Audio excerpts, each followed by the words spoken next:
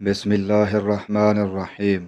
मालिक इब्न हुवैरस सहाबी रज़ी अल्लाह अन्हु से रिवायत है, उन्होंने कहा कि मैं नबी सल्लल्लाहु अलैहि वसल्लम की खिदमत में अपनी कौम बनी लीस के चंद आदमियों के साथ हाजिर हुआ और मैंने आपकी खिदमत शरीफ में 20 रातों तक क़याम किया।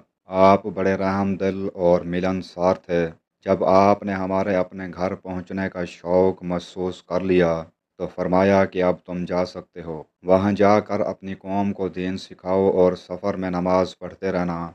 जब नमाज का वक्त आ जाए तो तुम में से एक शख्स अजान दे और जो तुम में सबसे बड़ा हो वो इमामत कराए। सही बुखारी हदीस नंबर 628।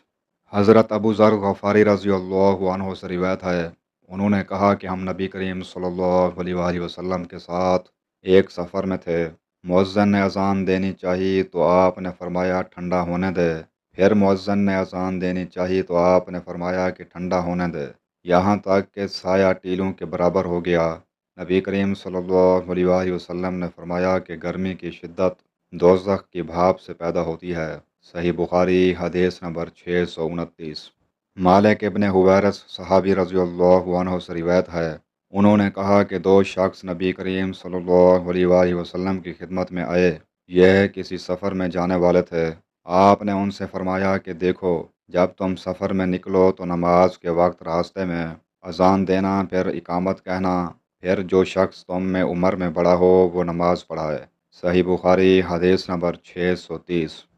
हज़रत अबू हुरैरा रज़ी अल्लाहु अन्हु से रिवायत है कि रसूलुल्लाह सल्लल्लाहु अलैहि वसल्लम एक दिन हुजरे से बाहर तशरीफ़ लाए। इकामत कही जा चुकी थी और सफ़ें बराबर की जा चुकी थीं।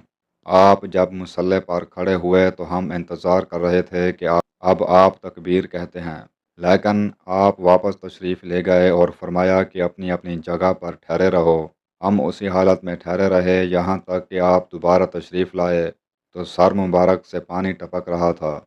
आपने गुस्ल किया था। सही बुखारी हदीस नंबर 639।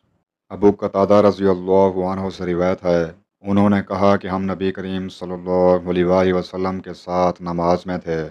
आपने कुछ लोगों के चलने फिरने और बोलने की आवाज़ सुनी। नमाज के बाद आपने दरियाफ्त फरमाया कि क्या किस्सा है। लोगों ने कहा कि हम नमाज के लिए जल्दी कर रहे थे। आपने फरमाया कि ऐसा न करो, बल्कि जब तुम नमाज के लिए आओ तो वक़ार और सकून को मलहूज़ रखो। नमाज का जो हिस्सा पाओ उसे पढ़ो और जो रह जाए उसे बाद में पूरा कर लो। सही बुखारी हदीस नंबर 635।